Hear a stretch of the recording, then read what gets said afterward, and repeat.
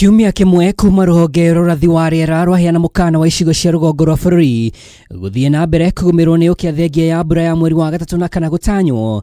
Thirikari ni hithuritie maundu matikaire wega kuri kaunti 23 Gĩikaro-inĩ na maminista ona andĩki AKARU MUNINI wa President Professor KITHURE KINDIKI augĩte AKENYA milioni 3.3 makũrĩrwo maitho nĩ ng'aragu. As you are aware, the performance of the last rains, October to December season, was suboptimal.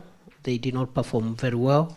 So many counties, up to 23 counties, are in need of support in terms of human food, and livestock feed, and other drought mitigation interventions.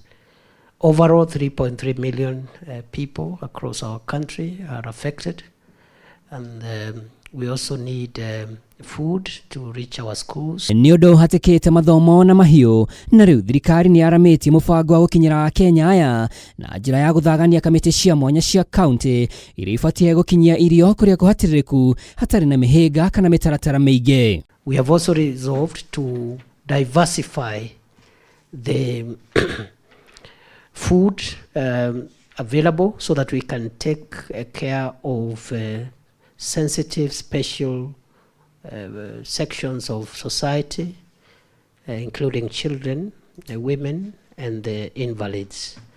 We have also asked and directed that all county steering committees be activated, and that we need to work on the last mile delivery of food.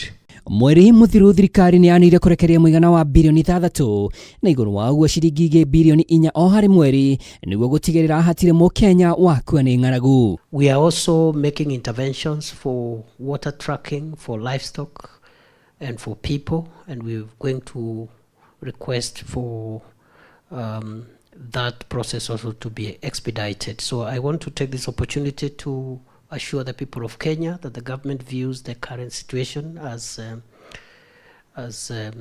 serious situation, but at the same time assure the people of Kenya that we will not spare any resources to make sure that we don't lose human life, and we also mitigate the effects of this drought on livestock. Andu-ini ha Kameme TV retwa rĩakwa nĩ Mwaura wa Ndung'u.